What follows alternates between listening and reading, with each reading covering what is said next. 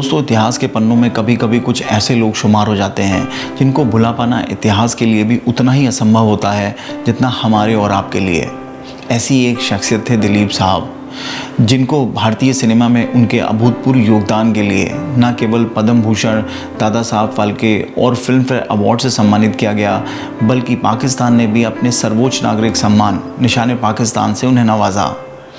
इससे आप उनकी भारत के बाहर लोकप्रियता का अंदाज़ा लगा सकते हैं। भारतीय सिनेमा में ट्रैजिक लवर और ट्रेजेडी किंग जैसे नामों से जाने जाने वाले दिलीप साहब पूरे 5 दशकों तक भारतीय सिनेमा पर एक छत्र राज करते रहे। उनकी फिल्म मुगल आजम 1960 से 2008 तक सबसे ज़्यादा कमाने वाली फिल्मों में शुमार रही। Greenwich book of world record में सबसे ज़्यादा अवार्ड लेने वाले दिलीप साहब जितना अपनी नेचुरल एक्टिंग के लिए जाने जाते थे, उतना ही लोग उन्हें उनके और मधुबाला के रूहानी रिश्तों के लिए भी याद करते हैं। किसी फिल्मी कहानी सी दिखने वाली उनकी और मधुबाला की ये मोहब्बत की दास्तान सभी के दिलों को छू जाती है और ये टीस सी छोड़ जाती है कि काश ये प्रेम कहानी अपने किसी मुकाम तक पहुंच पाती। तो आइए जानते हैं दिलीप साहब और उनके रूहानी रिश्तों से जुड़ी हुई कहानियों की पूरी सच्चाई। लेकिन दोस्तों, आगे बढ़ने से पहले मैं आपका दोस्त सैम अपने इस YouTube channel super Sam story में आपका स्वागत करता हूं और आशा करता हूं कि आप सभी स्वस्थ और सुरक्षित होंगे। तो चलिए शुरू करते हैं आज का सफ़र। मोहम्मद यूनुस खान, जिन्हें हम दिलीप कुमार के नाम से जानते हैं, का जन्म 11 दिसंबर 1922 को पाकिस्तान के पेशावर शहर में हुआ था। 12 भाई बहनों वाले इस परिवार का जिम्मा उनके पिता लाला गुलाम पर था, जो कि फल बेचने का व्यापार करते थे। आपको ये बात जानकर काफ़ी हैरानी होगी कि दिलीप कुमार और राज कपूर साहब बचपन से ही पड़ोसी थे। 1930 में दिलीप साहब का परिवार आर्थिक तंगी के चलते पेशावर से मुंबई आ गया था, लेकिन पारिवारिक समस्याओं और पिता से मतभेद के चलते दिलीप साहब जल्दी ही बॉम्बे से पुणे चले गए और वहाँ उनकी मुलाकात एक कैंटीन के मालिक ताज मोहम्मद शाह से हुई, जिनकी मदद से उन्होंने आर्मी क्लब में एक सैंडविच का स्टॉल लगा लिया। काम अच्छा चला, लेकिन कॉन्ट्रैक्ट खत्म होने के बाद दिलीप कुमार 5000 की सेविंग के साथ पिता के पास वापस आ गए और परिवार की आर्थिक मदद करने के लिए बॉम्बे में कुछ काम तलाशने लगे। इसी तलाश के दौरान एक दिन उनकी मुलाकात डॉक्टर मसानी से हुई, जो कि बॉम्बे टॉकीज की मालिकिन देविका रानी से मिलने जा रहे थे। उन्होंने दिलीप कुमार को साथ चलने के लिए कहा।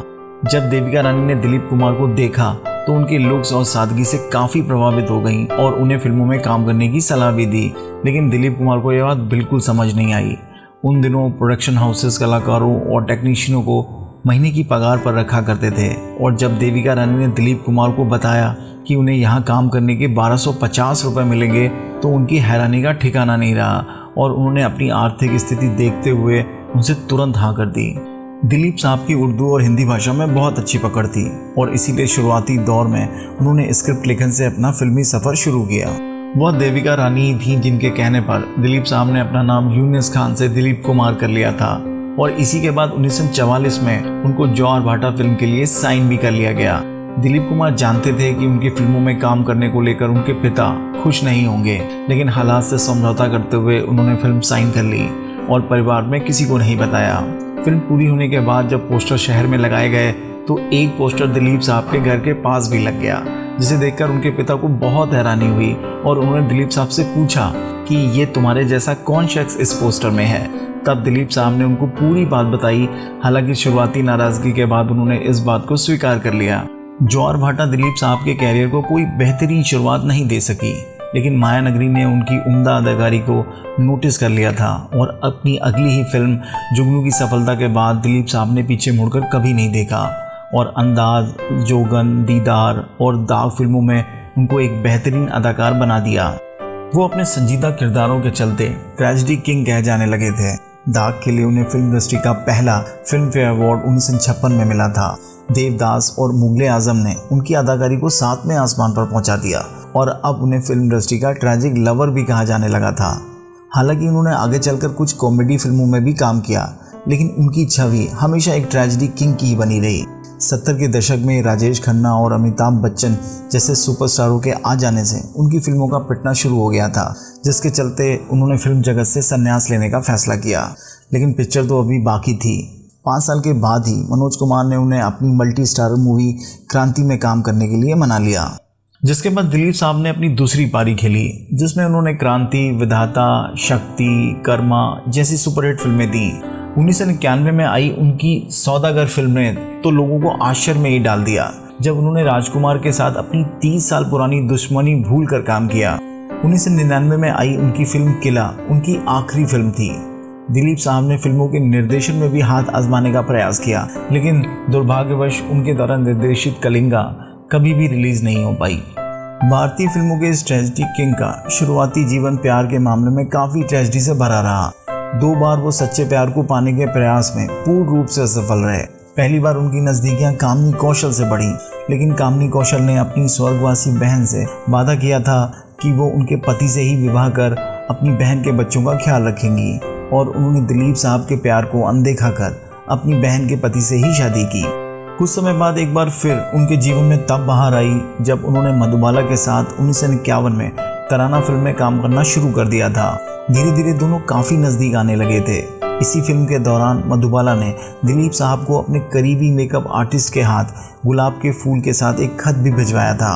उर्दू में लिखे इस खत में मधुबाला ने लिखा था कि अगर आप मुझे चाहते हैं तो ये गुलाब कबूल फरमाइएगा, वरना इसे वापस कर दीजिएगा। दिलीप साहब ने मधुबाला की इस मोहब्बत की निशानी को खुशी खुशी कबूल कर लिया था। मधुबाला का भी व्यक्तिगत जीवन काफ़ी उलझा हुआ था। वो अपने बड़े परिवार की अकेले कमाने वाले सदस्य थीं और पिता की हर बात मानती थीं, जिसका काफ़ी नाजायज़ फ़ायदा उनके पिता उनके जीवन को नियंत्रित कर उठाते थे। इसी के चलते दिलीप साहब और मधुबाला की नज़दीकों को वो बर्दाश्त नहीं कर पा रहे थे। दिलीप साहब ने एक बार अपनी बहन को अपना रिश्ता लेकर मधुबाला के पिता अताउल्लाह के यहाँ भेजा था, लेकिन अताउल्लाह ने इस निकाह से साफ इनकार कर दिया था। पिता और दिलीप साहब ये वो 2 शख्स थे जिनसे मधुबाला सबसे ज़्यादा प्यार करती थी, और अब नौबत यहाँ तक आ पहुँची थी कि उनको इन दोनों में से एक को चुनना था। मधुबाला के लिए ये फैसला बहुत मुश्किल था, और फिर 1956 में वो तूफान आया जिससे शायद ये रिश्ता कभी उबर नहीं सका। फिल्म ढाके की मलमल की शूटिंग के दौरान दिलीप साहब ने मधुबाला से निकाह का पूरा इंतजाम कर लिया था। घर पर सारी तैयारियां हो चुकी थीं। उन्होंने मधुबाला से घर चलने को कहा, साथ ही एक शर्त भी रखी कि उन्हें अपने पिता अताउल्लाह से सारे रिश्ते तोड़ने पड़ेंगे। लेकिन मधुबाला तो जैसे ये सुनते ही पत्थर की हो गई। उन्होंने इस बात का कोई जवाब नहीं दिया और बिल्कुल चुप बैठी रहीं। दिलीप साहब को मधुबाला की ये चुप्पी बिल्कुल बर्दाश्त नहीं हुई, और उन्होंने मधुबाला से कहा कि यदि आज मैं यहाँ से अकेला चला गया तो फिर कभी तुम्हारी ज़िंदगी में नहीं लौटूंगा। और हुआ भी कुछ ऐसा ही। एक खूबसूरत रिश्ता जो सालों से परवान चढ़ रहा था अचानक से खत्म हो गया। मुगले आज़म फिल्म इस मंजर की साक्षी रही। इस फिल्म के शुरू में जो मोहब्बत परवान चढ़ रही थी वो इस फिल्म के अंत आते आते दम तोड़ चुकी थी। अनारकली और सलीम अपनी असल ज़िंदगी में भी अलग हो चुके थे। फिल्म को जारी रखना मुश्किल होता जा रहा था। इसी के चलते एक सीन में दिलीप साहब को मधुबाला को एक थप्पड़ मारना था, लेकिन दिलीप साहब ने अपने गुस्से के चलते मधुबाला को सच में इतनी ज़ोर से थप्पड़ जड़ दिया कि मधुबाला कुछ समय के लिए बेहोश सी हो गई थी। उसी समय B.R. चोपड़ा निर्देशित फिल्म नया दौर, जिसमें दिलीप साहब और मधुबाला एक साथ काम कर रहे थे, उसकी कुछ शूटिंग के लिए यूनिट को भोपाल जाना था। लेकिन मधुबाला के पिता ने दिलीप साहब और मधुबाला को शहर से बाहर जाने की इजाज़त नहीं दी। B.R. चोपड़ा के बहुत समझाने के बावजूद वो टस से मस नहीं हुए, और अंततः B.R. चोपड़ा को मधुबाला को फिल्म से निकालकर बैजंती माला को लेना पड़ा।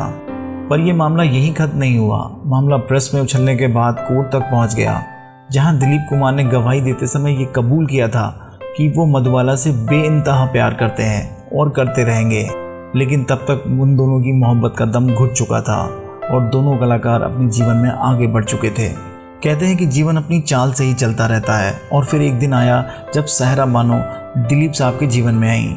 उनसे 22 साल छोटी सहरा बानो दिलीप साहब को पागलों की तरह चाहती थी, और जल्दी ही उन दोनों ने निकाह करने का फैसला ले लिया। आपको ये जानकर आश्चर्य होगा कि दिलीप साहब से 22 साल का अंतर होने के बाद भी बॉलीवुड के इस कपल ने 2 साल पहले अपने निकाह के 50 साल पूरे किए। कहते हैं समय के साथ हर चीज़ ठीक हो जाती है। 1966 में जब मधुबाला बहुत बीमार पड़ी तो उन्होंने दिलीप साहब को बुलाया और उनसे कहा कि वो मरना नहीं चाहती। उन्होंने दिलीप साहब से एक वादा भी लिया था कि जब वो ठीक हो जाएंगी तो दिलीप साहब उनके साथ एक फ़िल्म ज़रूर करेंगे, और दिलीप साहब ने मधुबाला का हाथ पकड़कर उनसे ये वादा किया भी था।